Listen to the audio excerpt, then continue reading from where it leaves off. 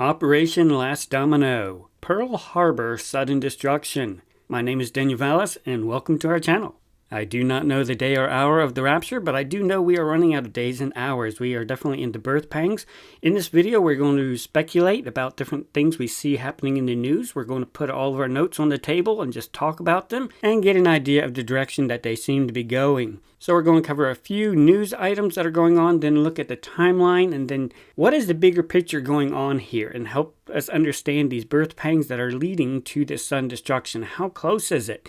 Well, Jesus Christ told us 4 different times that he is coming during the days of Noah and Lot while life is still going on like normal. While people are eating and drinking, there's still food on the shelves, they're marrying and giving in marriage, they're making long-term family plans, and not just for themselves, but also their families on board, giving them in marriage. They think that there's still a long-term future going on. They're going to be building, they're going to be investing in business expansions and renovations and new construction because they have the idea that the wheels of society are still spinning along pretty much like normal. And all this will happen up until the very day that the Son of Man comes, the day that the Son of Man, Jesus Christ, is revealed.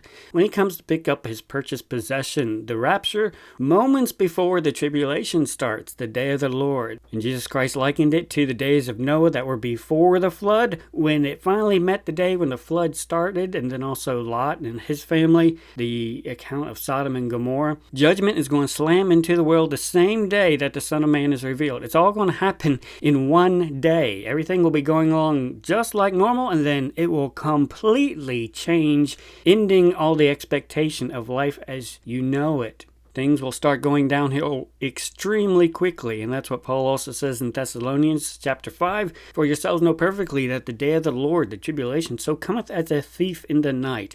There will be a degree of ambiguity," and this is why Jesus Christ says you will not know the day or the hour. That's why you need to watch for it. The instruction is given because you will not know, you will have to watch. But he tells us you will see that you are nigh, even at the doors. And Paul also says the same thing too. You'll see the day approaching.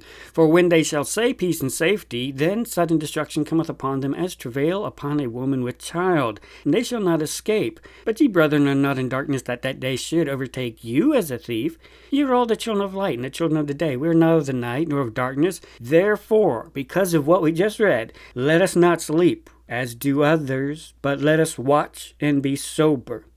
When we know the day of the Lord, the tribulation is coming as a thief in the night, it's going to be a transition, just like from the days that were before the flood, all of a sudden to chaos. That's why we need to watch. That's why we need to be alert and paying attention, not just looking at the world. Everything seems to be going along like normal. Maybe Jesus Christ isn't coming now. No, that's the attitude of a lot of people who are sleeping. Paul emphasizes you will have to watch. You will have to be sober, because if you're looking at the news on normal TV and just how life is going around, you will not suspect that you're on the threshold of sudden destruction. What's going to be the clue of that? This is very interesting for us to consider. How can we be in the birth pangs of sudden destruction? How can we be on the threshold of sudden destruction and yet life's still going on like normal? Don't they see that they're in the birth pangs? And this is a dilemma that a lot of Christians have too, is they think, well, nothing major and spectacular is happening. Yes, there's wars and little conflicts going on in the world, but where are these birth pangs? They're not affecting us. They're not affecting our daily life. Well, this passage here gives us the clue of why we can be in birth pangs, but most of the world doesn't know it yet, and why we can be in the birth pangs and most of the world can still be sleeping. Because the birth pangs will not be super obvious to most people. That's why we will need to watch and be sober. And this is what we're going to look at today, of how can you be in the birth pangs and most of the world not notice it? Well, it brings us to an important question. Who is saying peace and safety? Is that most of the people in the world? No. The Apostle Paul here tells us that the children of darkness will be involved in this situation. Who's going to be saying the peace and safety calls? It's going to be the children of darkness, those who know what is about to come, who is also orchestrating the sudden destruction that's coming. They are orchestrating the controlled demolition. So the sudden destruction that is coming, and Revelation also tells us this in Revelation 17:13, they are actually planning on handing their power and authority over to the Antichrist when he comes. So they are planning on this sudden destruction to break down the world governmental systems to enable them to be able to hand over their power and authority to the Antichrist. So they are doing this on purpose. So the Bible tells you a good idea of who's going to be saying this, and then the book of Revelation also says the same thing too. So this tells you that most of the world, most of the average citizens are not saying this peace and safety call. They are oblivious to these birth pangs that are happening. That's why we need to watch and be sober. We need to be watching these individuals who are making the peace and safety calls, because they are going to be orchestrating some events leading up to their sudden destruction that they are causing, their controlled demolition. The birth pangs will only be obvious if you are watching what they are doing. Let me say that again. The birth pangs will only be obvious if you are watching what they are doing. If they are working together of one mind, of one script to orchestrate a controlled demolition, then you better pay attention to what they are doing and why they are knocking out certain pillars in the world's society right now. Because that will give you a clue of how close you are to sudden destruction. That's why you need to be watching who is saying these peace and safety calls, what's going on in the world that concerns them, that they are talking about these peace and safety calls, because they will be talking about things that will not be obvious to most people. Watch what they are saying. Watch what they are impacting. And be very sober. Do not be tied to patriotic affiliations or emotional attachments to these individuals. These are going to be people who are going to be betraying you, betraying their own citizens. Pay very close attention to what they are doing, what they are causing, and be very sober about it. Be disconnected from it. Be observant, because you will know that sudden destruction is coming by watching them. And so we've been saying since the beginning of this Iran war, which started on February 28th, that we are in Operation Last Domino. They are kicking over the last dominoes in what is portrayed as an epic fail in the news. But when you look at what they are doing and the impacts it has, then you will truly be able to see the birth pangs. And that is why we cover so much of the impact on the energy infrastructure. Because the birth pangs will not be obvious to most people. That's why they are sleeping. You will only notice them if you wake up and watch what they are doing. What's the impact that they are causing? And that will be the only thing telling you how close you are to sudden destruction. Because there's not going to be a lot of external events telling you that you're on the threshold of destruction. It's going to be tied to peace and safety. The days of Noah and Lot. These individuals who are saying the peace and safety calls are also the ones who are going to be causing the sudden destruction that's coming on the world too. So as we've been looking at ever since March 7th in our first video on this Domino series, we know that eventually there is going to be some type of military intervention or threat of military intervention that is threatening to bring about World War III, threatening to bring about so-called nuclear explosions, bright flashes of light on the horizon. They want the world to expect that. But the talk will be that things are possibly heading in that direction, but life will still be going on like normal. And the only way you can bring those two very close to each other is most of the world will not be aware of how close they are to the sudden destruction, because they're not really aware of the birthing pangs. The birthing pangs that lead and cause triggers of military intervention. You're not going to see most of that in the news until it's too late. And so Lord reminded me of a historical example. Many of you are probably familiar with Pearl Harbor, when the Japanese attacked the United States naval base there at Pearl Harbor, December 1941. Why did Japan attack Pearl Harbor? Was this just some random out-of-the-blue event that they decided, oh, let's attack the United States Navy? No. The ABCD encirclement was a series of embargoes against the Empire of Japan by foreign nations, including America, Britain, China, and the Dutch. In 1940, in an effort to discourage Japanese militarism, these nations and others stopped selling iron ore, steel, and oil to Japan, denying it the raw materials needed to continue its activities in China and French Indochina. In Japan, the government and nationalists viewed these embargoes as acts of aggression. Imported oil made up about 80% of domestic consumption, without which Japan's economy, let alone its military, would grind to a halt. Faced with the possibility of economic collapse and forced withdrawal from its recent conquests, the Japanese Imperial General Headquarters began planning for a war with the Western powers in April 1941. This culminated in the Japanese invasion of Malaya and Thailand and the bombing of Pearl Harbor in December 1941.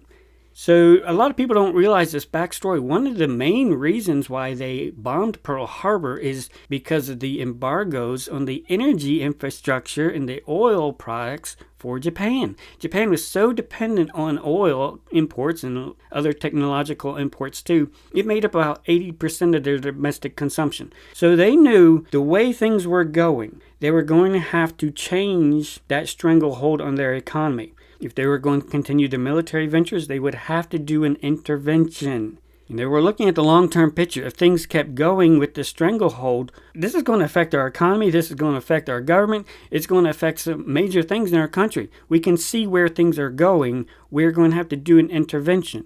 They knew the only way we can go and conquer areas that are rich in oil, which is what they wanted to do in these new expansion efforts. They needed to get some more resources in the Pacific theater, but they knew the United States would hinder that, so they were going to intervene and throw a blow to the U.S. Navy at Pearl Harbor, and that would set them back long enough for them to get entrenched in their new territory and be able to secure some new resources. The attack on Pearl Harbor, if you look at the history here, it really boiled down to how critical governments are dependent on oil and energy, and particularly when actions of other countries, particularly sanctions, impact them. And so this is what we've mentioned before too. Governments are looking at this whole situation unfolding with the Iran war and the impacts on the energy infrastructure. They are looking at it completely different than most people. They were looking at it from a military point of view, from a government point of view, from their survival point of view, and they are looking at a very long-term picture. What's going to be the ramifications of this long-term for us? For our governments, for our militaries? What's the impact it's going to have on our allies? How is this going to affect geopolitical situations? And so, as we've covered before, this is why militaries and governments will intervene a whole lot faster, and they will react a whole lot faster than most people expect. And so if we want to have a full feeling for when sudden destruction is coming, we look at why the nations are saying peace and safety. We look at the birth pangs that are the items of the news that are importance to them. Maybe most people don't care about oil and steel and sanctions and the impact on LNG and natural gas facilities there in the Middle East. Most people do not care. It's very boring. But when we see that this is top priority for militaries and governments, this explains why they will do a military intervention. This has happened in the past. Pearl Harbor is just one major example. When the flow of goods and oil and energy stops, that's when bullets start flying. That's when militaries start moving. And so when the militaries and governments are talking about peace and safety, and we need peace and safety, they are telling you this needs to be resolved soon, or we will resolve it for you. Which means military intervention is coming pretty soon, sooner than most people realize, because they're just looking at it from an average citizen point of view.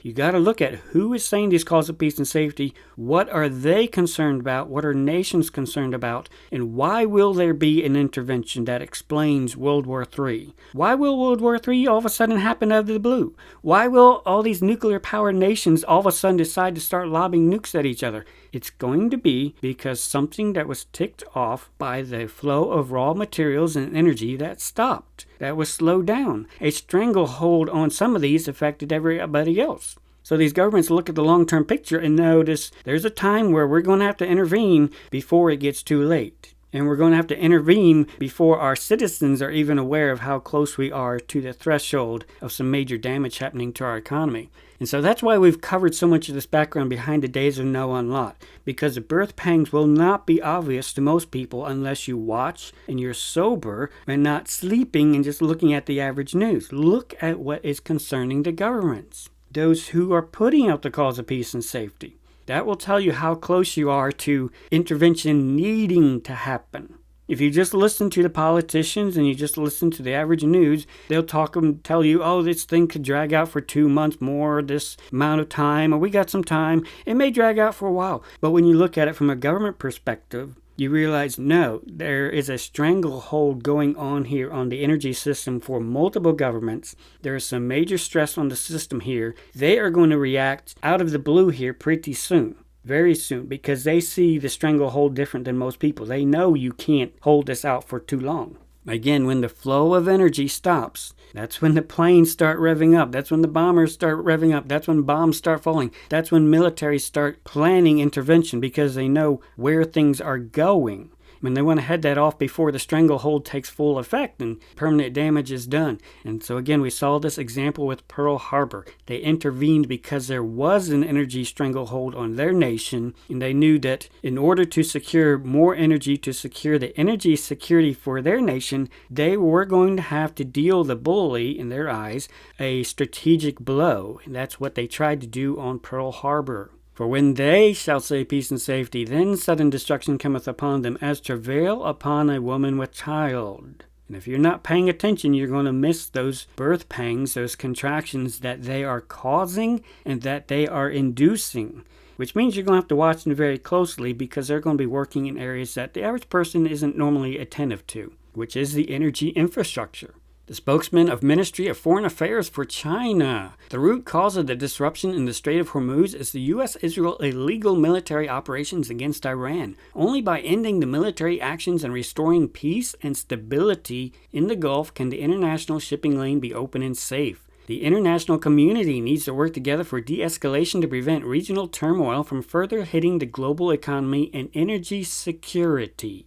Now, the average person just listens to this and they just think, well, that's just a lot of diplomatic niceties and diplomatic talk. No, they are telling you very level-headedly what the major problem in the world is. And just like I told you from the beginning of this war, most of the nations in the world have already come out and they blatantly said the U.S. and Israel are the aggressors in this action. They are doing an illegal, unprovoked war. They are already putting all the blame on U.S. and Israel. They know who is disrupting the peace and stability in the international community.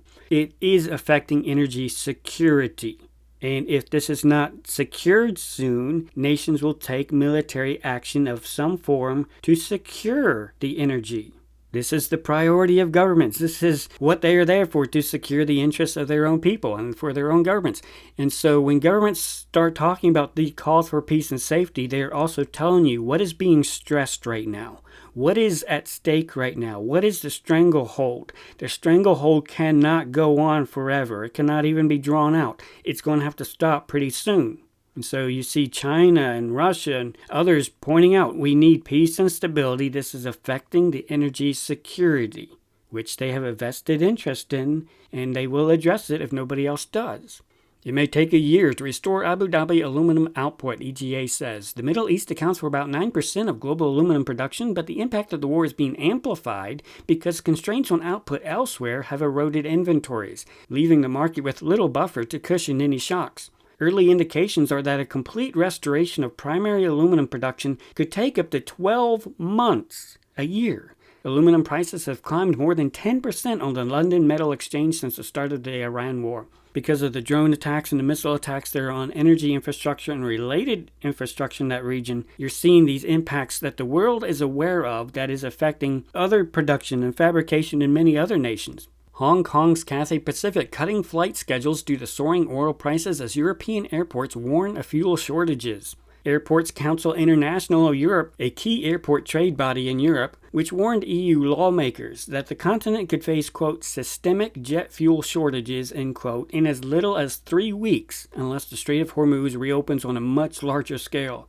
Europe, Asia, and Australia are most reliant on jet fuel shipments from the Middle East, although that doesn't mean the crisis isn't also affecting other regions, notably North America. Both Delta Airlines and United Airlines have said they will be trimming flight schedules in the coming months due to the industry-wide rise in jet fuel costs. Jet fuel shortages around the world will also directly impact North American carriers as they will be forced to ground international flights, limiting their operations to domestic services and short-haul international flights.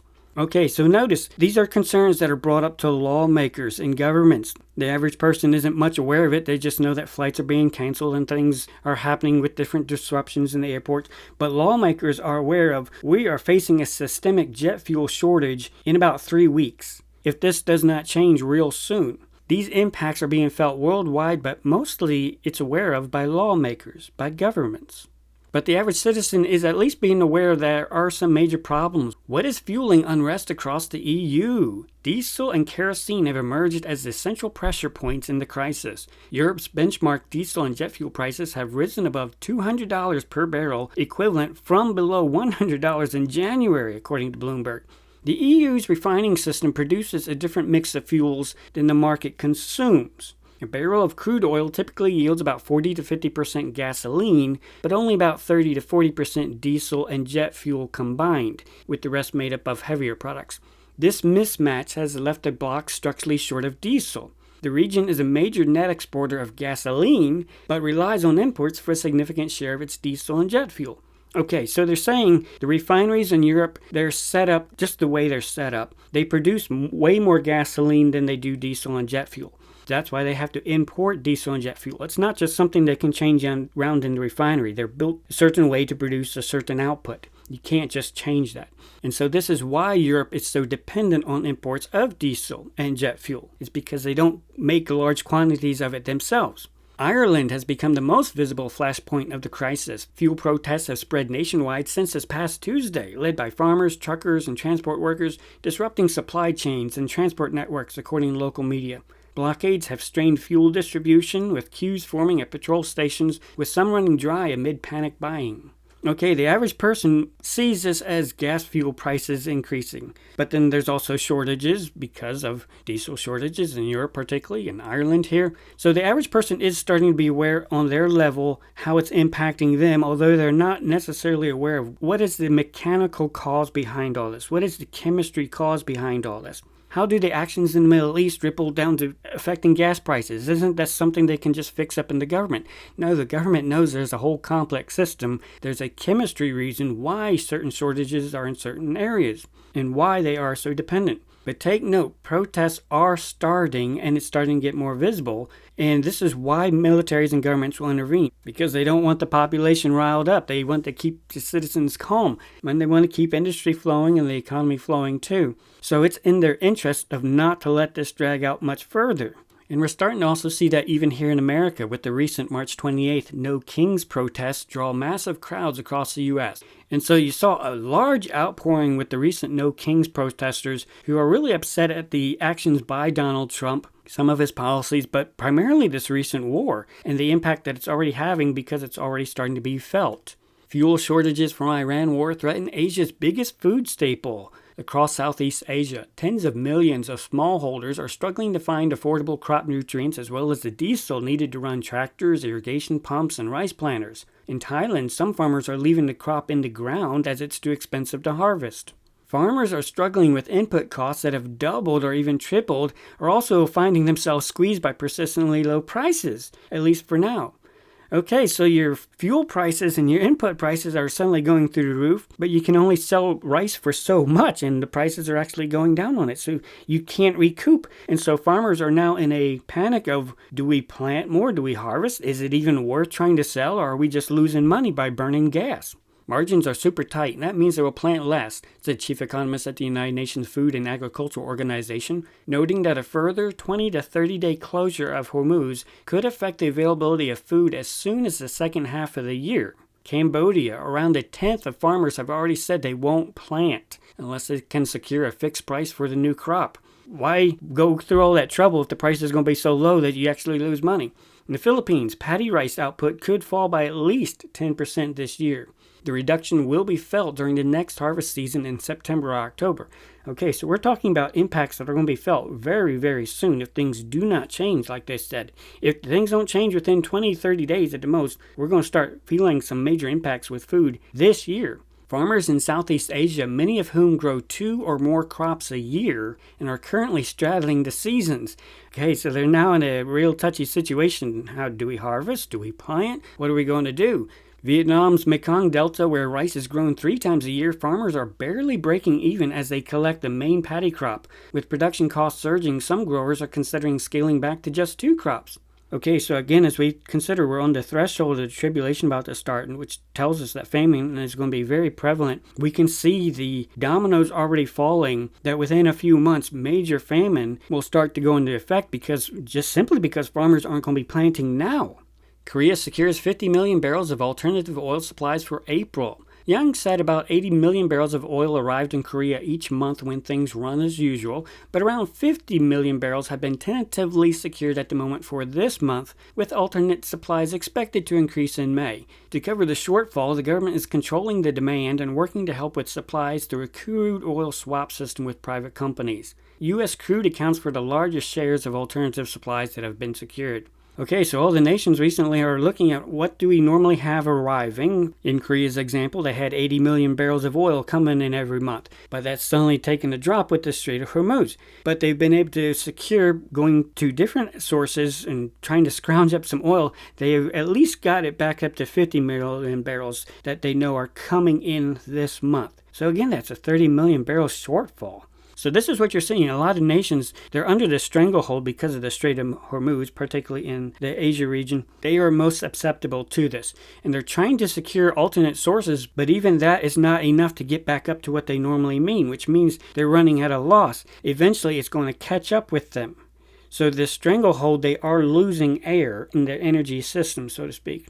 China allows state oil firms to tap their reserves as war drags. Refiners will be able to tap commercial inventories held at processing plants or in storage facilities. China could allow the use of around 1 million barrels a day over April to June. They are, however, separate to its strategic petroleum reserves, which remain untouched.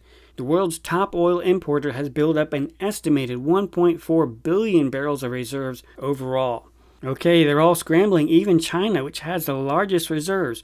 And again, militaries and governments are looking at this very, very long term. And they know they're going to have to release some from the strategic petroleum reserves. They have to keep some flow coming to the different factories and industries to keep everything still humming along like it should be.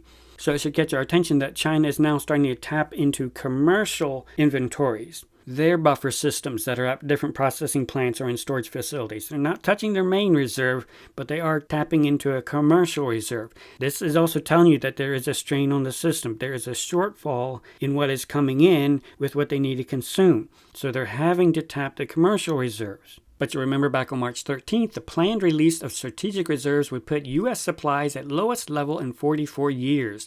The Trump administration ordered the release of 172 million barrels of oil from the U.S. Strategic Petroleum Reserve this week. The release of oil, which will start next week and roll out over 120 days, would bring the nation's oil reserves down 41%. The United States has arranged to more than replace its strategic reserves with approximately 200 million barrels within the next year. Okay, China and other nations, they're thinking long term. But when you look at the United States, what we're doing with our strategic reserve, that should raise some eyebrows, because we're acting as though this situation with the Strait of Hormuz and the impact will not be long at all. We are just now doing a drawdown, 41% consuming and putting out into the markets of our oil reserves. It's going to be down 41%, which means you've got about 60% left. And they're already planning on, within the next year, different companies that are bartering this oil, they can put it back with some premium, with a little bit extra. We'll worry about this next year.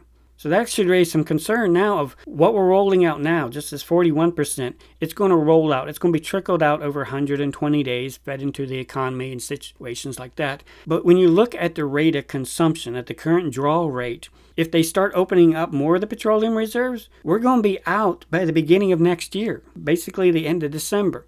And so this should cause some alarm too, because from an American point of view, we know if this looks like it's going to be drawn out and the impact's going to be drawn out, we really need to stop taking from our petroleum reserve, because we need to make sure we have something for emergency. There comes a point when we're going to have to cut back consumption. We're going to have to throttle back so we actually have some in reserve, because if things keep going the way they're going, things could be bad. We might not be able to replenish our reserve. We need to stop somewhere while we have an emergency reserve still, and we've just are drawing it down about 41%. And at the rate we're going, we are probably going to have to change pretty soon here. And so again, this brings us back to the statement by the Chinese foreign minister. The nations are looking at, we need to restore peace and stability in the Gulf. And once that happens, that will have a ripple effect going out to the worldwide economy and the energy security for everybody. The energy security that is most priority for most governments. So the news that we just read, it's not most interesting to most people. It's rather boring. But when you look at how important it is, it shows you why the government's all talking about peace and stability. It also gives you a hint that they realize on the long-term picture, intervention is going to happen soon. There's no realistic way this thing can be drawn out. It needs to be stopped real soon, actually. It needs to have stopped yesterday. And that's what they're trying to very diplomatically say. This needs to stop right now. But they also know intervention will be necessary very soon.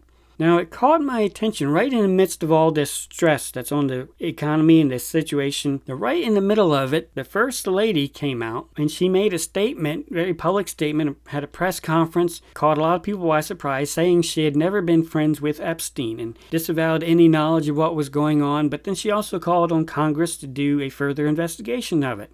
And you may remember in our very first video of the Domino series, back on March 7th, I told you will see more discussion of the Epstein papers come up. And they will do this to destabilize the situation. Because again, who does the world see as the troublemaker and the bully in this situation? America and Israel. So you should not be surprised that this statement, very publicly put out, comes out, all of a sudden bringing into the forefront of the news the Epstein papers, which brings up a lot of talk of, are people pulling Trump's strings? Is the Israeli lobby or Israeli Mossad, is there some group who's pulling Trump's strings, actually keeping him in this Iran war and actually causing it to be drawn out? Is Trump making this situation worse because he's blackmailed? And so this White House press conference was really interesting because it was brought out by Melania herself. And so you have someone who's supposedly the wife of the one who keeps saying it's a hoax, and she comes out and says it needs to be investigated more, and she's not involved whatsoever. And so you have a lot of people, a lot of conversations coming up of people saying, it looks like something is about to come out real soon, and she's trying to protect herself. That's why she's making this public statement to preempt something that's coming out. We don't know what it is, but the timing should not surprise you because they're trying to throw doubt on the causes of this war. And I told you from the get-go too, they are eventually going to be throwing America and Israel under the bus. And this is part of it. They're doing it deliberately. This is part of the controlled demolition to destroy respect for America, to destroy confidence in the American government system. They want to take everything down with this controlled demolition so they can hand over all power and authority to the Antichrist when he's revealed. So do not be surprised that you see things like this happening that are going to take down governments, particularly the one that the world is focusing on right now, causing the most trouble, and that's Trump. It also didn't help that Trump came out right after it, and he said that he was blindsided by Melania Epstein bombshell. He was not aware she was going to be making this press release to the public, and so he's acting all surprised, which of course further fuels the rumors going on that she is trying to preempt something to protect herself, which means more may come out, and more will be coming out. They are going to throw America and Israel under the bus. You are going to see a massive loss of confidence in the United States government and the United States presidency. That is part of the scripted, controlled demolition. That's why I told you it will happen, because I could see the way things were going. This is again why it's important to look at the timeline, review it. You can find links in the description box where we keep note of these, and particularly these releases that are coming out at very sensitive times, right at timing of negotiations going on, right when people are wondering, is Trump going to make it worse? And then bombshell, Melania makes her public statement and people automatically see that the situation does get worse. And so that just reinforces, it looks definitely like people are pulling Trump's strings to deliberately make things worse. And you're going to see some more of that here soon. So again, review it on your own. Links are in the description box. We don't have time to cover everything. I do put thoughts on there. Check it out multiple times every day. There's so much happening right now, so many birth pangs. We do not have time in these videos to cover all these details. But you remember on April 4th, Trump really started ratcheting up the threats that he was going to obliterate Iran's power plants and water plants. They had 48 hours before all hell will rain down on them. He was really starting to lose his marbles, and a lot of people starting to question his sanity with the genocidal threats that he was making to another nation. I mean, legally, the threats that he's making verbally in a public statement, they do qualify for incitement to genocide. A whole civilization will die tonight, never to be brought back again. Who in the world says stuff like that? And so these threats kept ratcheting up. And from the government's perspectives, the world governments, they're looking at it of, this is a loose cannon. This guy is deranged. This guy has some real mental problems. We don't know what's going to happen. Things can really spin out of control. This situation is bad enough as it is, but this guy looks like he's about to make it royally worse. He's about to destroy a whole civilization. Is he talking about nukes? And so, that brings up questions to different governments of what kind of intervention is going to be needed to stop this guy. Because this guy is unstable. He is very unstable. April 8th, just when the talks about ceasefire really started coming out, he again was making threats to Iran that our military is loading up and resting, looking forward actually to its next conquest. Just at the moment when you're about to go into negotiations with another country, you boast that you've conquered them and you're a conqueror and you're just going to conquer somebody else. That's very brash, that's very arrogant, and just shows the international community you really don't care about what other countries think and other governments think. You're just going to do whatever you want. And so it really set a bad tone, destroyed any good faith with negotiations too, making these public statements. And the world is watching. And again, like I keep repeating, this is for public consumption. They want the average citizen to view the President of the United States as mentally unstable. It's part of the script. So then the results of the ceasefire negotiations came out, and they said the bad news is that we have not reached an agreement. And I think that's bad news for Iran is much more than it is bad news for the U.S. So we go back to the U.S. now having come to an agreement. They have chosen not to accept our terms. And then they added that this proposal presented by the administration was their final and best offer. And then Iran's news, they basically said that Iran has no plans for talks after this too. So negotiations are dead. There's no hope of ceasefire. Things are definitely going to start getting worse.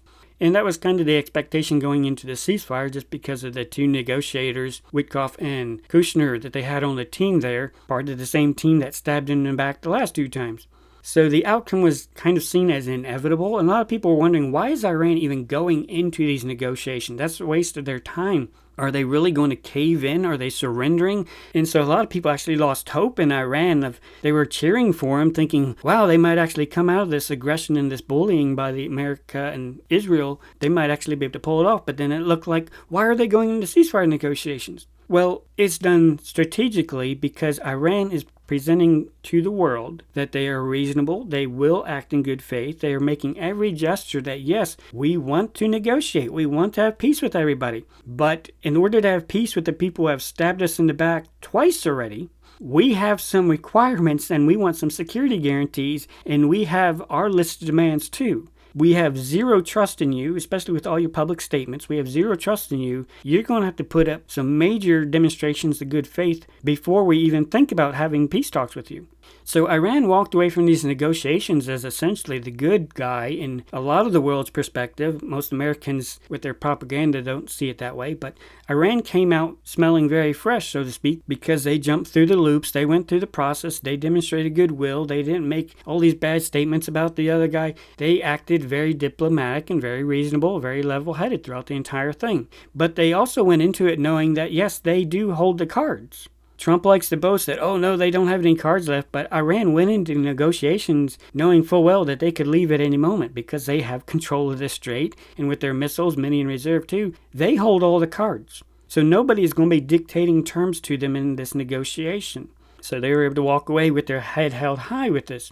So what does Trump do immediately after that? April 12th. Effective immediately, the United States Navy, the finest in the world, will begin the process of blockading any and all ships trying to enter or leave the Strait of Hormuz. I have also instructed our Navy to seek and interdict every vessel in international waters that has paid a toll to Iran. No one who pays an illegal toll will have safe passage on the high seas. We will also begin destroying the mines the Iranians laid in the straits. Any Iranian who fires at us or at peaceful vessels will be blown to hell. The blockade will begin shortly. Other countries will be involved with this blockade. Okay, so you remember right before the ceasefire talks, he had been threatening to obliterate their civilization, throw them all back to the Stone Age, destroy their power plants and water plants, send them back to the Stone Age, literal genocide. And the ceasefire actually gave him a way out, a way to back off that threat and enter into talks. But did he take that as a cue and a good exit to let's wind down the situation? No. He immediately came out with this threat to blockade the Strait of Hormuz, which already has a blockade on it. I don't know what that's supposed to do, but he's actually making the situation worse. He's not backing down. His prestige is at stake here. But notice he's making some threats that are going to cause some major collateral damage. He's going to start interdicting vessels that have paid a toll. Well, what about the tankers that are heading out to China with China's oil that they purchased? You're going to start ticking off China here really soon if you start messing with their tankers. Which also means other nations such as China will probably start sending naval escorts with tankers to collect their oil so the U.S. doesn't mess with them. You're going to start seeing more nations get involved who have a significant stake in this situation here, where the U.S. is basically trying to take full control of everything and punishing anybody who's just trying to get through this whole situation. But it also brings up the scenario that the U.S. Navy will start to be involved, which means they're going to have to start getting a lot closer to the Strait of Hormuz, which means they're going to start getting in range of Iranian missiles. So you can expect where that may go here pretty soon too. He's making the situation worse. Now, some people try to reason this and say, well, what he's trying to do is cut off their revenue because they make so much money by selling oil to China. If he just holds that off for a while and stops that oil flow, then their economy is going to collapse. They can't pay their soldiers. And so that will cause regime change. No, it won't. Because Iran can hold out for a lot longer than the United States. Iran can hold out longer than the energy economies and the energy infrastructure of all of the nations that are in the region that are affected by it. They can hold out longer than even the United States with the energy situation too. Remember all those calls about how short jet fuel is and all those other shortages? What do you think is going to give out first? Iran with their economy or the world's economy? It's going to be the world's economy because we're already on the brink. And the nations know that. And Iran knows they can borrow money from China and arrangements with their allies. So they're not going to be hurting financially anytime soon. And they're already structured. They're already expecting to go through hardships for this too. They are willing to endure a siege if it breaks the petrodollar, if it breaks the American economy, if it hurts the U.S. prestige. They are willing to go through the siege. This blockade ain't going to hurt them whatsoever. In fact, they were probably counting on it. They're counting all these. The place where chess was invented, this whole region here, they are very smart people.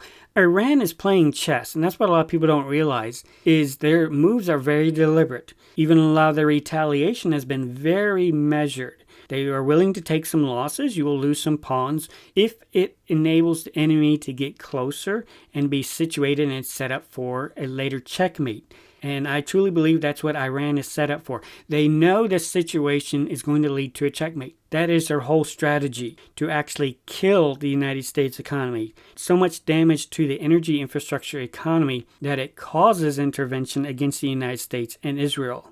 That appears to be their strategy. They know they cannot militarily attack the United States or Israel. They will never win a war like that. The only war, their true nuclear weapon is the sensitivity of the energy infrastructure and controlling the Strait of Hormuz. That is their nuclear weapon. It is actually stronger than having a nuclear weapon. That's why they never needed to develop one, because they already had one by the Strait of Hormuz and how close all the energy infrastructure is right there too.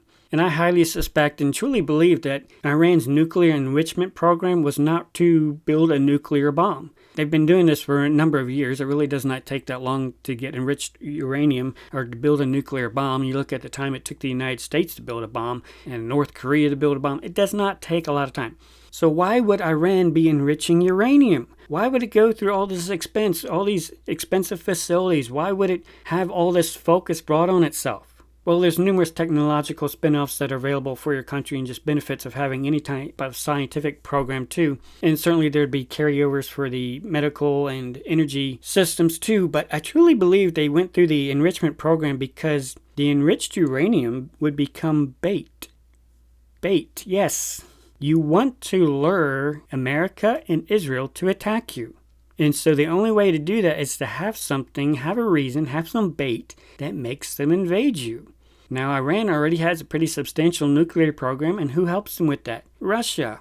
Russia had several hundred different technicians helping them with their nuclear program. A number of them were evacuated since the beginning of this war. But again, that makes you realize if Iran wanted enriched uranium, they have Russia as friends where they could get some. They have strategic agreements with them for certain things too. They can get technology and components they need for nuclear bombs, also from North Korea, who they are very friendly with too. Iran knows it would not take them 30 years to get what they need to make a nuclear bomb. That's ridiculous. Anybody who believes that is very gullible. but they're going to invest in peaceful applications of nuclear energy and creating a commodity such as enriched uranium, while people say, well, it has no other purpose. Well, it is a byproduct of their other technological industries, and it does create a very convenient bait. Why do they need bait? Well, consider who is their enemy. They have known for a long time that eventually Israel would attack them, and because Israel is small, it would require the help of the United States, whom Israel has a lot of control over. So Iran knew eventually they will be attacked one day by both Israel and the United States. When those two are your enemy and they're going to be knocking on your door, you need to start planning for what are you going to do. How do you defend yourself, and how do you give such a blow to such an enemy like that? I mean, think about it. The United States has bombers and advanced fighters. There's no way, especially under sanctions, that you could build up an air force to counter the sheer magnitude of the U.S. Air Force. There's no way you could compete. So when you know that, you automatically aren't going to invest in an air force, because you know it's really not going to do you any good. There's no way you're going to be flying over to America to inflict any damage on them whatsoever. So don't go down that route, because it won't be a benefit to you. They also know America has a massive navy too, and aircraft carriers and planes, and there's no way that Iran could build a navy to even counter any of that. So again, you're not going to invest your money in a navy. You have your normal navy just for your own coastal areas, but you're never planning on doing a military or navy offense. You know that would accomplish nothing in the long term, or especially against attack by them. So you are going to invest all your money and most of your resources into missiles, because missiles you can control and you could reach the enemy. You could reach out and touch somebody. You could reach the American and Israeli interests that are in the area, such as the energy infrastructure that they are so dependent on and tied to, particularly with their economy and the petrodollar. And you hurt their wallet, and then you can eventually take down their government too. So you're going to invest in a massive number of missiles upon missiles, and underground missile bases that can withstand long-term bombing by America and Israel, because you know they will one day bomb you. So you build missile cities underground that can withstand even American bombing, with numerous entrances to all these that can easily be repaired. As long as the main halls stay intact where the missiles are, you can quickly reopen all the entrances and keep refiring. You're going to spend all your time, you're going to spend 40 years preparing missiles and missiles and missiles and underground facilities to keep all these safe, and you're going to hold them in reserve until you are ready to make your final checkmate. You're going to be using a number of them to affect and hit different areas in the Gulf Coast cities and missile bases of the United States, and get them out of the region, keep them as far away as possible with their refueling and all that, keep their ships at bay too. But you're going to keep a good number in reserve, because you are playing chess and you are anticipating, you are going for the checkmate, which means you're going to be holding most of these in reserve. You're actually going to be slowing down your missile launches over time, because you're holding some in reserve for a final blow, a decisive blow. But up until that, your energies will be invested in building up, anticipating that one day the enemy is going to come to you, because you have put out the bait for them. You know you can never go to the enemy. You are going to have to draw the enemy close to you. And you're also going to invest in loitering munitions and missiles that can hit planes without any radar signature. And so Iran has been anticipating this move, and I truly believe, again, they're using the nuclear enrichment as bait. They want to draw America in close where they can deal a fatal blow. Iran is playing chess, and they're playing the long term. That's why they're already set up for siege. This blockade of the strait, they're already anticipating that. They are willing to endure siege. They are willing to even take some blows, massive blows on their own country. Even their people are willing to endure this if it gives a fatal blow to America and Israel.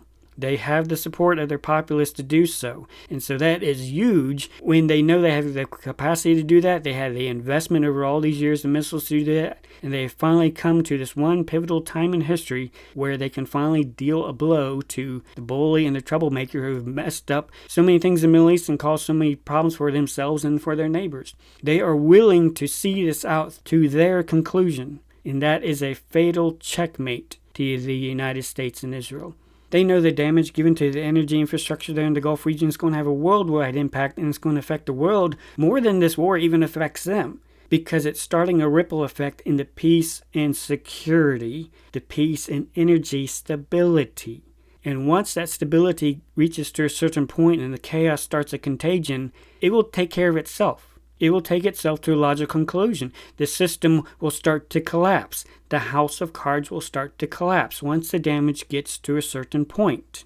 And the nations will also know that point needs to be headed off. There will need to be an intervention before the damage gets too systemic.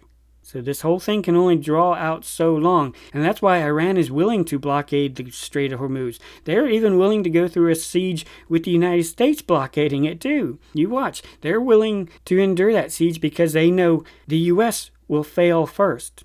Iran's point isn't to win a war with the United States and Israel. Their whole plan is make sure you don't lose the war. And hold out as long as you can because your enemy will die first. You just need to make sure you don't lose the war. That is their strategy. Because they know the longer this draws out, the longer the house of cards starts collapsing, and there will be a military intervention by those countries who are affected by the stranglehold that America has put on them and the trouble it has caused to the peace and stability of the energy situation. It will automatically create a military intervention. And that is Iran's strategy. And Trump is walking right into it. Of course, it's all scripted, but from the public perception, he's walking right into a massive trap because of his arrogance and brashness. So again, review the timeline, links in the description box. The more that you look at it from a governmental perspective, you can see why certain things are happening and also get an idea where they're going too. Okay, let's take a condensed look at this situation and get an idea how things are going, the tempo of these birth pangs and the contractions. In 2025, that's when the United States and Israel attacked Iran's nuclear facilities. They said they bombed them, said there's no issue anymore, they're no longer a threat. And that was also the same time that the Epstein papers linking President Trump and Israel and the Israeli lobby and the Israeli influence on them really started becoming apparent for a lot of people. Elon Musk brought that to the public's attention too, made sure they were making some of these connections.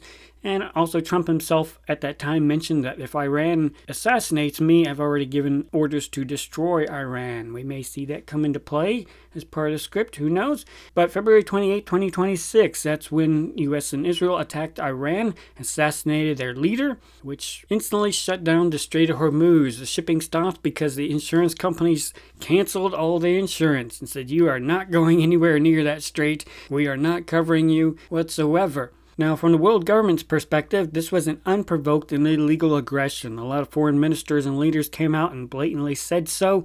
And the world was observing also the display of arrogance and impunity by the United States and Israel. Their actions were showing they really didn't care what other people think, what other governments think. They were just going to go in and assassinate the leader of another country and then start bombing them. And so it was a big display of arrogance. Trump's own statements did not help the situation either. This is all part of the controlled demolition script. To bring down the United States is going to be the phoenix that's going to cause a ripple effect that affects everybody else so they can hand over the power and authority to the beast. You have to take down the phoenix, which is the United States. But the shipping stopped, and 20% of the world's supply of oil goes to the Strait of Hormuz. So this is a huge block, and there is over 800 vessels in the Strait of Hormuz still today, still there in the Persian Gulf. So there's still a large bottleneck of energy that is not flowing whatsoever. And of course, normally those oil tankers go throughout the world, and you have this regular stream of tankers bringing and delivering oil to different storage tanks in different countries, and then that goes on to different power plants and factories and petrochemical productions, and then also refineries for producing diesel and gasoline and other oil products like that. So up until February 28th, everything was humming along pretty good on the infrastructure side, the energy security side. These oil companies were going into long-term contracts for long-term delivery because there's energy security and there's peace that enables you to plan out these long contracts and these long delivery times. Our world spins along because of peace and stability. That's why they're talking about it, because it really messes up planning, particularly for things that take a long time. So the ships stop. They weren't going out, which means the storage tanks there in the Persian Gulf are going to be filling up, and the oil wells would be stopping. So the governments are looking at this knowing very, very soon, 14 days out, a good number of the oil wells will be shut in. Because they're running out of storage to put the oil, they're running out of tankers to fill up, there's no place for the oil to go, so you just have to shut the wells, which of course starts to cause some permanent damage, and it can take a month to restart them. So the governments are looking at how long are we going to be strangled by this situation? At a bare minimum, how long are we going to have to hold our energy breath? Well, just a few days into it, they got a pretty good idea this is going to last way more than a month. But they're also starting to punch the numbers that you just only had a 20% drop of the regular train of deliveries that were coming in. And oil tankers go very slow. They go about as fast as a bicycle. That's why it takes them so long to get where they're going. And so again, the nations are looking long term. The boats that filled up right before the strait closed and went out for delivery, they're still going to be delivered over the next few weeks with other deliveries that are already in transit too. So they knew stuff's still going to be coming in for about a month and a little bit longer depending on where you live. There would still be the normal rate of oil flow for about a month before the air bubble really hits. So the governments would know for about a month, somewhere toward about the middle of April, that's when we're really going to start to feel it. But it's also going to be a large drop. It's going to be a 20% drop. And it's going to be a long stop after that. There's going to be a huge bubble in the energy infrastructure right around the middle of April. So as long as all those boats that are already out for delivery keep coming in, you're still going to have an input of oil. But toward the midst of April, it's going to start dropping off. And then when it drops, those are the last deliveries for a while.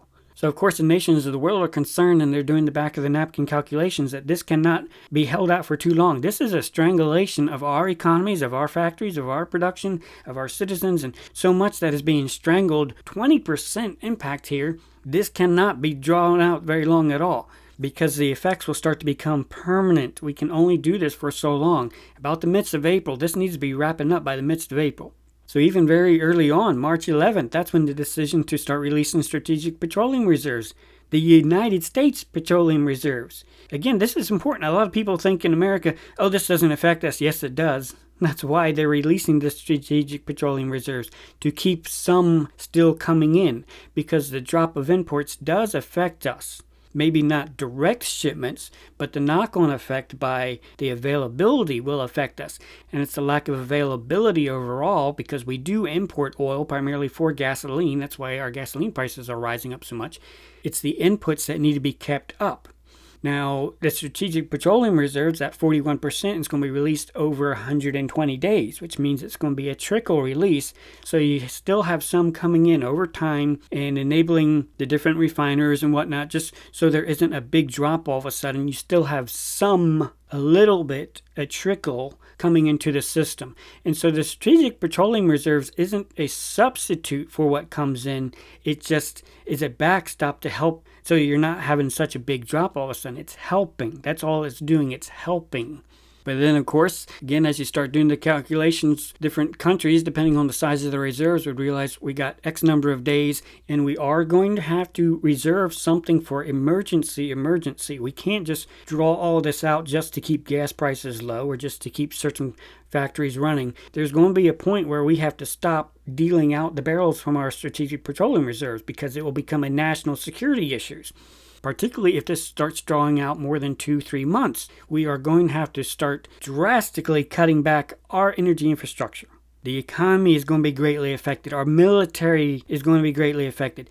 And again, this is only a help. This is not a replacement for the Strait of Hormuz. And so by the time the ships stop, that's when you're really going to feel it. These reserves will help, but it will not replace.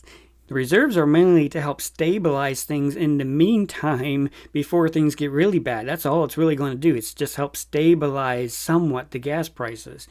It cannot replace the flow of oil that normally goes. And other nations know this too, and different nations have different size reserves that they're going to be cutting back.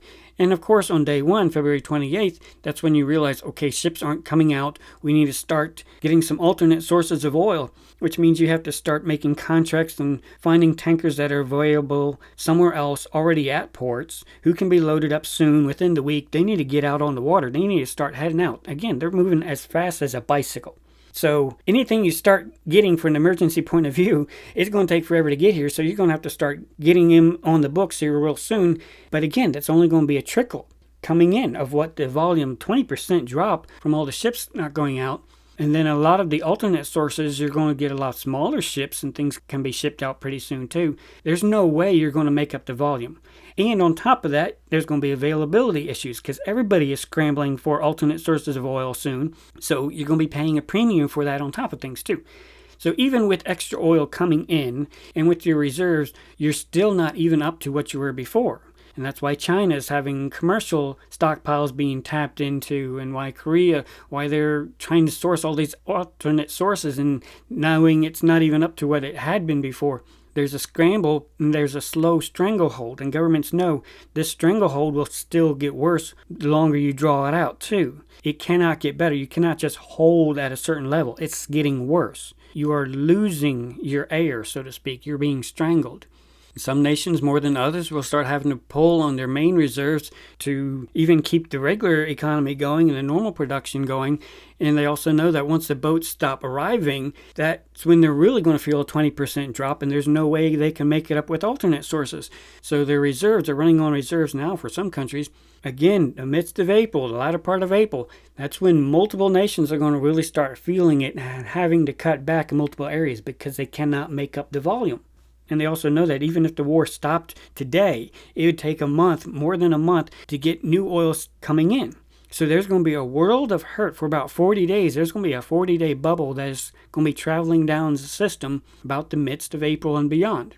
Now for the weak link. What is going to cause this situation to get so much more worse? It is actually the refineries. Refineries take the oil inputs and they convert it into different outputs such as gasoline, diesel, and other oil products as well. But what most people don't realize is that oil refineries require a certain level of input. You can dial down a refinery when you have not as much oil coming in. You can dial it back about 20% up to about 30%.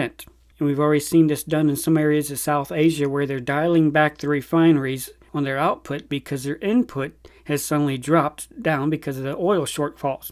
Well, think of refineries like a very complex car engine. Your car engine needs a certain amount of gasoline coming into the engine to keep it running.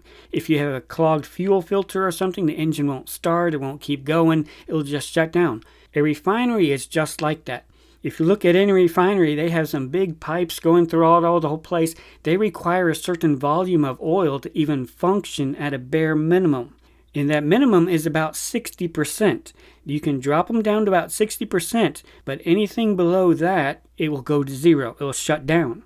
Just because it'll start doing some mechanical damage, the chemistry stops working, you lose some equilibrium in the columns. You need to have 60% coming into the refinery of what it needs at a minimum for it to operate.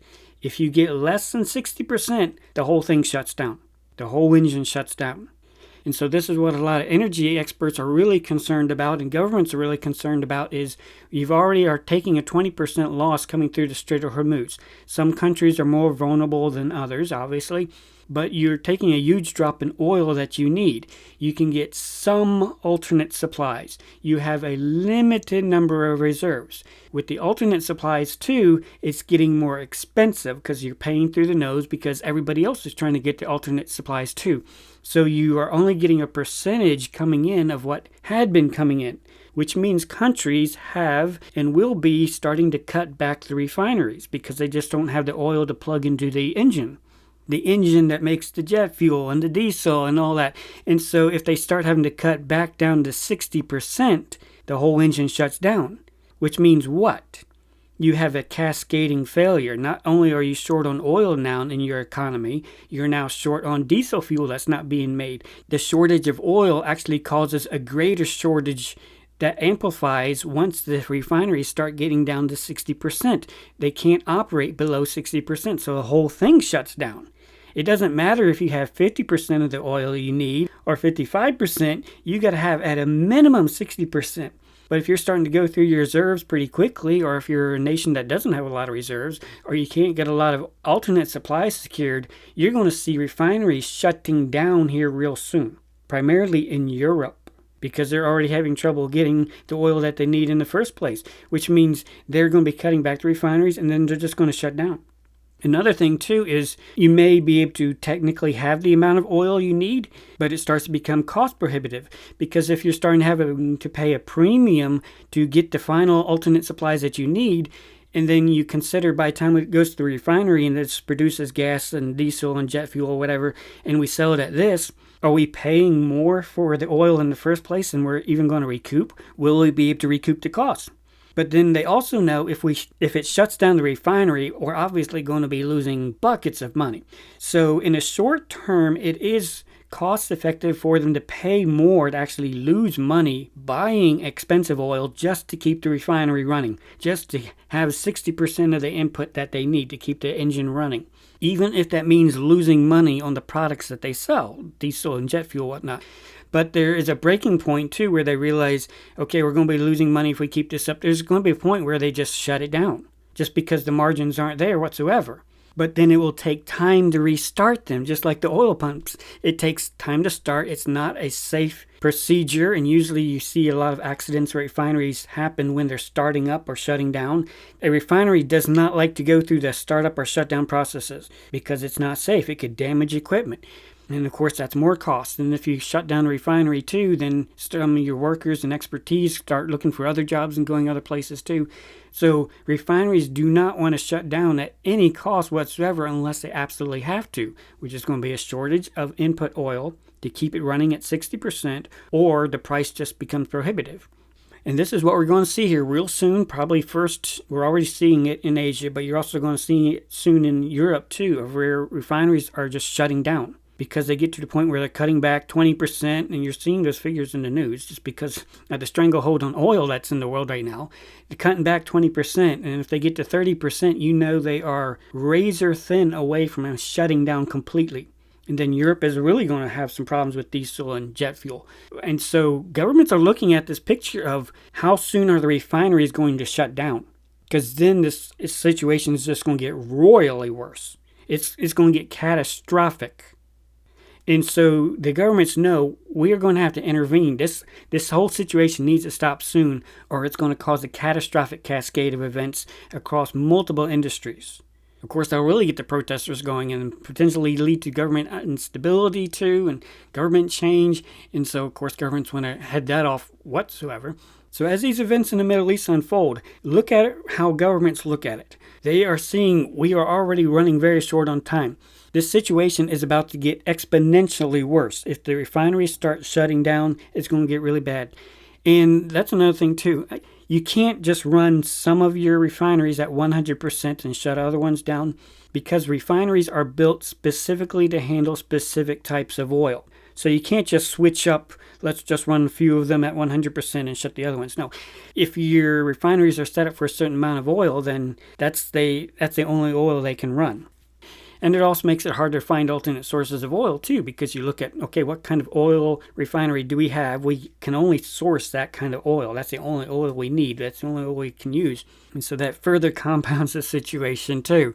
The world governments know there's about to be a cascading catastrophe in the energy infrastructure of this world that the average person is completely unaware of right now. The governments are being strangled, the world governments are being strangled, and something is going to have to stop it real soon before the refineries start shutting down.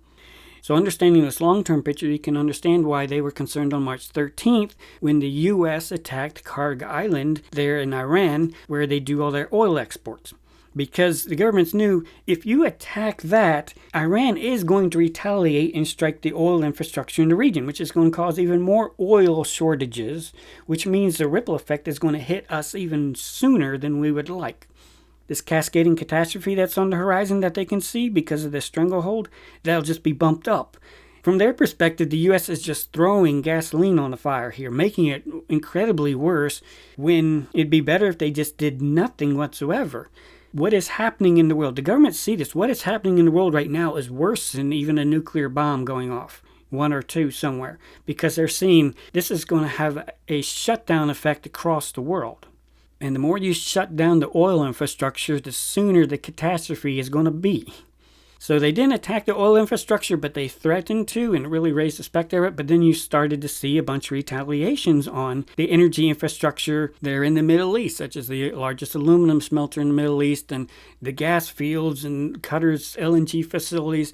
So now you start to see the focus being on energy, taking it down, knocking these cards out. And of course, the nations are really concerned, hey, you are really royally messing things up. America and Israel, you two are causing some bigger problems. The average person can't see what you're causing, but we can see it. You are causing a worldwide catastrophe that's on the horizon here if you keep this up. This needs to stop. And so once the energy sites started being hit, there's an invisible effect on the rest of the world that the average person isn't aware of. But it is out there. And the world perception is that America and Israel are acting with reckless impunity. They do not care about the impacts on other nations, particularly what nations are most concerned about, the energy security. And then on the 22nd, Trump gave a 48 hours threat to Iran that he would obliterate their power plants and their water plants. And of course, that's got the world's attention. This guy is talking about genocide. The hospitals are going to be shut down, food storage and refrigeration is going to be impacted. You're talking about genocide here. And obviously, if you even try to do that, Iran, and they threatened to do, if you attack us, we will obliterate all of the energy infrastructure in the Gulf Coast region too. So that really got the alarm of the nations of seeing this is rapidly spinning out of control. This is causing a contagion of catastrophe that is coming down the pipe, and you people are just making it worse. And he kept escalating the threats, not backing off whatsoever, and people were raising a lot of resistance. You're talking about sending them to the Stone Age and obliterating their cities and erasing civilizations. You are talking talks of genocide and also energy system destruction. Because whatever you do to Iran, they have the capability to destroy even more, which is just going to speed up this catastrophe even further. And the public perception is Trump is really mentally unstable now. He's a loose cannon. You never know what he's going to do. And he's like a monkey running around with a machine gun. He is very dangerous. And again, from the government's point of view, he is rapidly making this whole situation worse.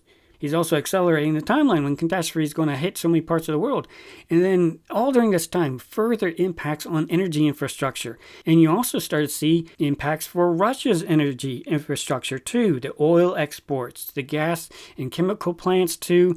And so, again, that's one of the major alternate sources of these energy that compounds the greater situation that's going to lead to refinery shutdowns. So we're seeing a scripted controlled demolition, not just in the Strait of Hormuz, but instability and a lack of energy security spreading in multiple other areas of the world too that affect some of the major power players. And Trump kept drawing out his threats, drawing out further and further. And I told you they are going to draw this out as long as possible because they have to have the plausible explanation of why sudden destruction in World War III is about to start. They do not know the day or hour either of Christ's revealing. They know it's around here. They are going to bring us right up to the threshold and hold us there. While at the same time there is an understanding you can't hold there for too long because you are going to start seeing shutdowns of the refineries soon. And once that happens, then it is royally going to get worse. It's going to exponentially get worse once that happens. So I do not know the day or hour. I do not, but we can look at what the industry looks at, and we can look at the timing of these flows and just what's being shut down and the concerns that are being raised now and some of the concerns about the windows that are available here now, 20 to 30 days, 2 to 3 weeks still. They already understand the air bubble is now in the gas line, so to speak, going to the world's engine. It's about to have some major ramifications. Not too long after this stranglehold cannot last for too much longer, or there's going to be some major damage. So there is going to have to be a Pearl Harbor moment. There's going to have to be an intervention here real soon to stop this stranglehold. Because this air bubble is getting bigger and bigger the longer this is drawn out and the more damage that is being done. And the threats keep rising and rising. And so the governments of the world know you are going to have to intervene. There is going to have to be a Pearl Harbor here real soon. Like real soon. Again, I do not know the day or hour, but we can see based on the tempo that they are speeding up this destruction, which also speeds up the timing of the intervention. They know we're very, very close to all this. And so right in this window, right at the elevation of all these threats of genocide and energy system destruction came the calls for ceasefire talks. And so a lot of people thought, okay, maybe we'll have a breather right now, and maybe things can get better. Maybe the days of no and Lot will continue along. But what happened in that window, April 9th, that's when Melania came out and gave her White House presser about the Epstein files, bringing that up right in the midst of a very sensitive time. Again, look at when this happened. The world is already realizing the boats have stopped coming in. The primary boats, the flow, the bubble is now starting. We've dropped 20% of our input because there's nothing else out for delivery of the original amount. We got little boats coming in, little amounts coming in. We got a little bit from reserves coming in, but we're really starting to feel it now. There's already shortages. We're already scrambling for alternates. Things need to get better now. This ceasefire had better bring results because certain parties are making this really worse. And then right in the midst of this tense time right here on the energy calendar comes out this presser about the Epstein files that somebody is apparently possibly pulling the strings and deliberately making this situation worse. And this being done publicly. Now, of course, how our government's going to respond to this, so that's already raising a lot of eyes in the civilian realm. It is definitely throwing more fuel on the fire, and you're starting to see even other nations start throwing out Epstein in certain statements. Iran a lot doing it too. It's on their radar. And so you're going to see it being brought out more and more because part of the controlled demolition is to throw the United States under the bus and Israel under the bus to make them the scapegoats for all of this catastrophe that is coming on the energy infrastructure and all the instability that it's causing. You have to have a scapegoat, a phoenix who gets all the blame for it all. So this was done deliberately, released deliberately. It's all scripted. Right at this time when even going into the negotiations, just when the bully is making further threats to Iran that they better back off, they better open their strait, our Navy is ready to obliterate you, we're ready to conquer you again. And so with the threats going into ceasefire, then ceasefire results come out and no progress was made. So to all the observers who are watching this, understanding the energy situation, that's kind of a bummer that, yeah, no ceasefire talks. But then what did Trump do? He made it royally worse. Oh, we're going to put a blockade now. Nobody's going in or out, and we're actually going to confiscate vessels that try to pay their tolls. He actually made it worse under the guise of, well, we're going to collapse their economy, and they won't be able to pay their soldiers and whatnot, and that will cause them to give up and surrender. No, it won't, because we don't have time to wait for that to happen. The energy situation is so bad right now, it's about to get catastrophically worse. The world knows we only have a few weeks at the most to turn this around before some major damage is done. So at this point, with so much already at stake, he deliberately makes it worse, and already on everybody's minds, they know Israel is pulling the strings. Some Jewish lobby or Jewish influence is pulling the strings. They are deliberately making this worse. So they're pointing at the problem and the problem causer at the same time, right while they're pouring gasoline on the fire. So pretty soon, obviously, you're going to see Iran will have to respond to these threats and to the blockade. They're going to have to threaten the bully to back off. Stop your blockade. Stop whatever you're doing. Back off, or we will make you back off. So here in the news, real soon, you're going to see some type of counter threat by Iran. It may just be a demonstration by missiles, making them back off or making the message very clear. But then in response to that, then the bullies will say, see, they're attacking us. They're attacking our Navy and all that sort of stuff. So they use that as justification to attack Iran. And then Iran will take the missiles that it's been reserving for. It is now going in for the kill. It's now going in for that checkmate. This is the moment they've been waiting for. On the world stage, where everybody sees America and Israel are definitely the problem. They are definitely making this worse.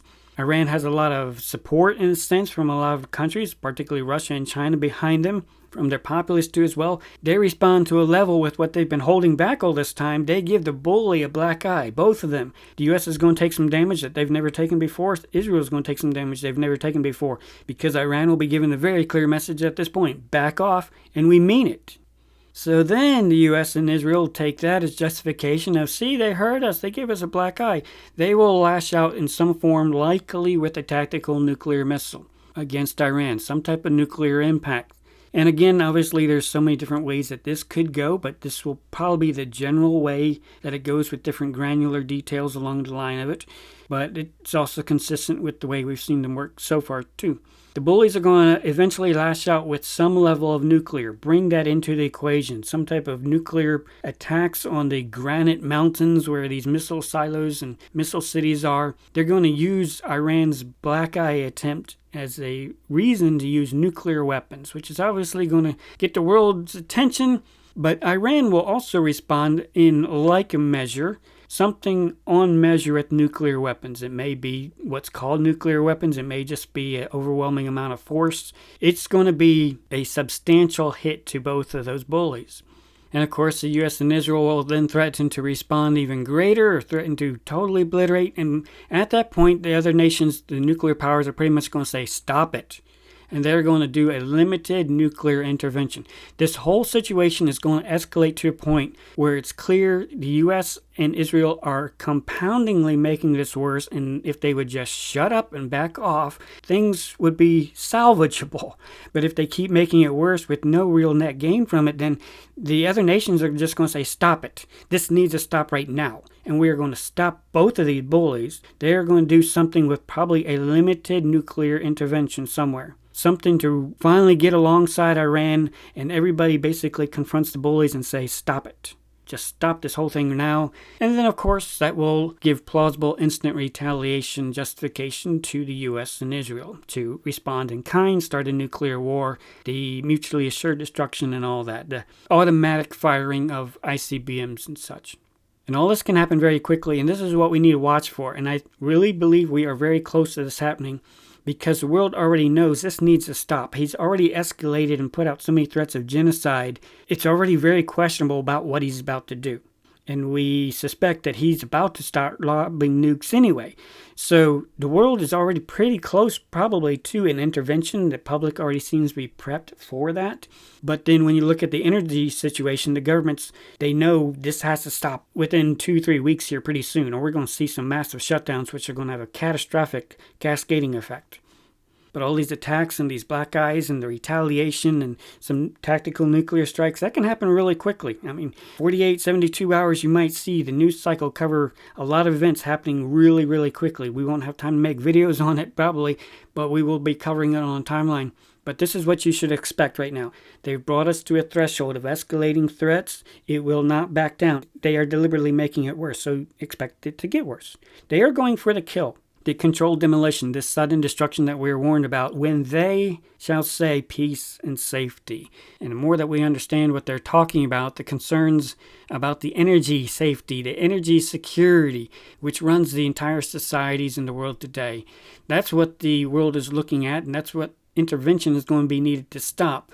Especially if Iran threatens to destroy more, or the U.S. threatens to destroy more, or just retaliation efforts, and keep your eye on Russia, energy infrastructure too. You're going to see this whole situation compoundingly get worse real soon to force the world to intervention, to force the world to preserve what is left to salvage with a hope of averting a catastrophe that is coming in the energy situation.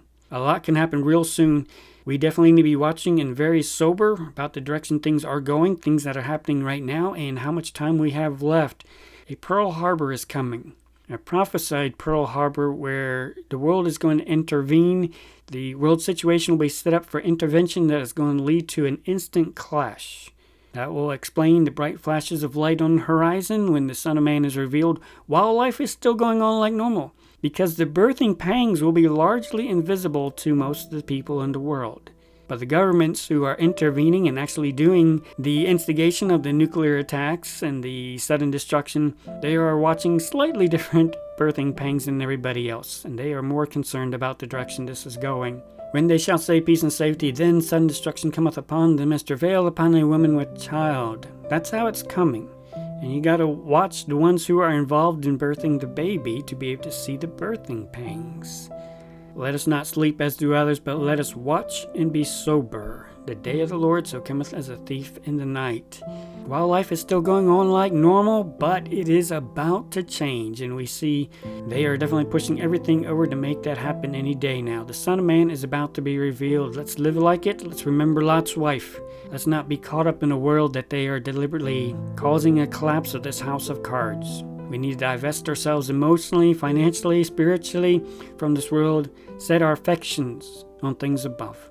Definitely review the timeline every single day, multiple times every single day, especially with so much about to happen.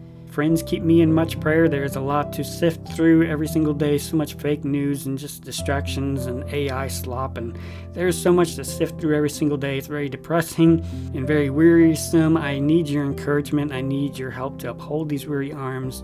So please help your watchmen. Buy them a cup of coffee. Buy them an ice cream cone. They really need it. It is a hard and weary time for us all, but especially for those who watch it all day long from the different watchtowers, passing on the reports for you, helping you watch, helping you to be sober.